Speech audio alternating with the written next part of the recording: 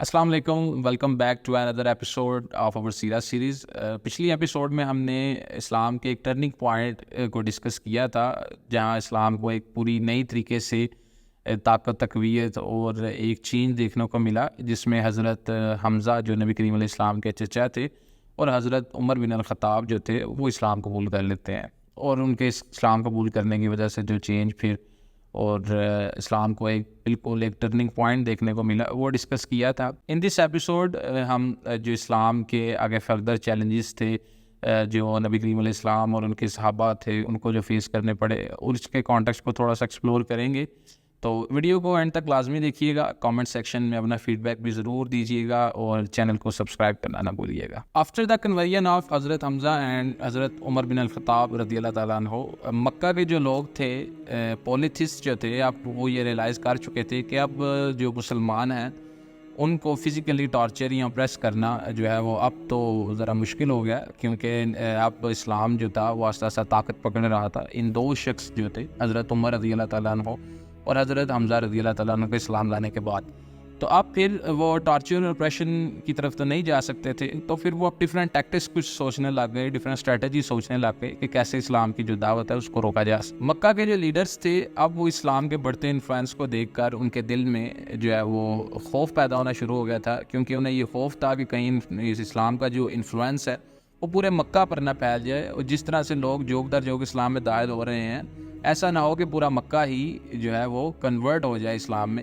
تو انہوں نے ایک اور اٹیمپٹ کی جو تھی نیگوسیشن کی، کہ نبی کریم علیہ السلام کے ساتھ اب نیگوشیٹ کا معاملہ ذرا کیا جائے، ان سے تھوڑی سی نیگوسیشن کی جائے ان ایکسچینج فار کہ نبی کریم علیہ السلام اپنے اس مشن کو چھوڑ دیں۔ تو اس کے لیے انہوں نے اپنا ایک پرومیننٹ لیڈر جو تھا ان میں عتبہ بن ربیعہ، اس کے تھرو نبی کریم علیہ السلام کو اپروچ کیا، اور انہیں کچھ آفرز جو ہیں وہ پریزنٹ کی۔ جو آفرز نبی کریم علیہ السلام کو پریزنٹ کی گئی تھی ان میں یہ تھا کہ اگر آپ کو دولت چاہیے تو ہم آپ کو دولت آپ کے قدموں میں لا کے دیتے ہیں، اگر آپ کو پاور چاہیے تو مکہ کی کسی بھی آپ سیٹ پر آ جائیں، کوئی بھی عہدہ آپ لے لیں، لیڈرشپ آپ لے لیں، تو اگر آپ کو یہ بھی نہیں چاہیے، اگر آپ کو نعوذ باللہ کوئی میڈیکل اسسٹنس کی ضرورت ہے تو تب بھی ہمیں بتائیں، کیونکہ قریش جو تھے وہ ان میں زیادہ تر لوگ یہ گمان کرتے تھے، as a benefit of doubt یہ دیتے تھے کہ کہیں نبی کریم علیہ السلام کے معاذ اللہ کوئی دماغی حالت اس طرح سے کوئی مسئلہ نہ ہو کہ وہ اپنے جو پرانے آباء و اجداد کے جو مکہ کے جتنے بھی قبیلے تھے ان کے مذاہب کو چھوڑ کر ایک علیحدہ ہی مونوتھیزم اور وحدانیت کی باتیں کر رہے ہیں، تو کہیں ایسا نہ ہو کہ انہیں میڈیکل اسسٹنس کی ضرورت ہے، اگر انہیں اس کی چیز کی ضرورت ہے تو وہ بھی ہم دیتے ہیں۔ تو یہ آفرز جو ہیں، کچھ انہوں نے 3 آفرز نبی کریم علیہ السلام کے سامنے رکھیں، اور اس آفرز پر جو رسپانس نبی کریم علیہ السلام کا تھا ویری فرم رسپانس تھا، جس میں نبی کریم علیہ السلام نے سورہ فصلت کی آیت 1 سے لے کر آیت نمبر 4 تک جو ہے وہ ان کے سامنے بیان کی، جس میں مونوتھیزم، اللہ تعالیٰ کی وحدانیت کا ذکر تھا، اور اس کے ساتھ ساتھ جو ڈس بلیورز تھے ان کے لیے تنبیہ بھی تھی، ان کے لیے وارننگز بھی تھیں، وہ آیت جو ہے ان نے اس کے رسپانس میں دی، اور پھر اس کو جو عتبہ بن ربیعہ تھا مایوس ہو کر جانا ہی پڑا۔ اسی دوران ابو طالب جو نبی کریم علیہ السلام کے چچا تھے، انہوں نے قریش میں یہ بڑھتی آگ کے خطرات جو تھے اس کو تھوڑا سا بانپ لیا،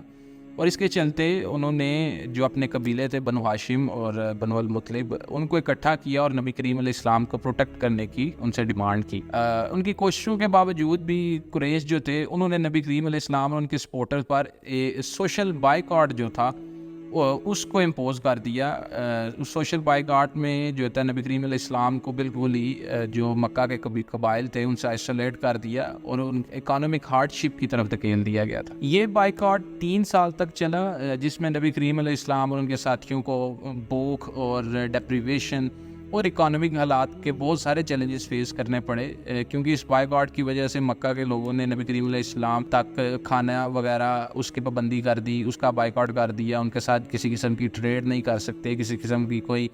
لین دین یا کوئی بھی معاملات جو تھے ان ساری چیزوں کا بائیکاٹ کیا۔ تو نبی کریم علیہ السلام اور ان کے جتنے بھی سپورٹرز تھے انہیں بھوک کا سامنا، اکانومک ہارڈ شپ کا سامنا کرنا پڑا، لیکن ان سب چیلنجز کے باوجود بھی نبی کریم علیہ السلام اور ان کے ساتھی ریمین اسٹیڈ فاسٹ، وہ ثابت قدم رہے، اور اپنی دعوت جو تھی اس کو پھیلانے کے لیے ہر وہ کام کیے جو وہ کر سکتے تھے۔ ایونچولی 3 سال کے بعد جو بائیکاٹ تھا نبی کریم علیہ السلام اور ان کے ساتھیوں پر، وہ قریش کے درمیان کچھ ڈویژنس کی وجہ سے اس بائیکاٹ کو اٹھا لیا جاتا ہے، لیکن جو نبی کریم علیہ السلام کی اسٹرگل اور ہارڈ شپس تھیں، جو مشکلات تھیں، وہ کنٹینیو رہتی ہیں، کیونکہ کچھ دیر کے بعد حضرت ابو طالب جو تھے نبی کریم علیہ السلام کے چچا، جو ان کو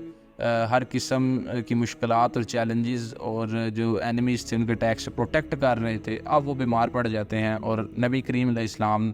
اب فردر جو دشمن تھے ان کی چالوں اور ان کے جو وار تھے ان سے ڈیل کرنے کے لیے اکیلے ہی رہ جاتے ہیں۔ ایک آخری اٹیمپٹ کی جاتی ہے قریش کے لوگوں سے نیگوسیشن کی، وہ اپنے کچھ ریپریزنٹیٹیو بھیجتے ہیں نبی کریم علیہ السلام سے نیگوشیٹ کرنے کے لیے ان معاملات کو، لیکن ایز بیفور نبی علیہ السلام جو ہے ان کی یہ جو آفرز تھیں، یہ جو نیگوسیشن تھی، اس کو ریجیکٹ کر دیتے ہیں، اور اپنے اسی وحدانیت کے اور جو پیغام وہ لے کر چلے تھے اللہ تعالیٰ کی وحدانیت کا، جو شرک سے پاک تھا اور اسی کی عبادت کرنے کا تھا، اسی پر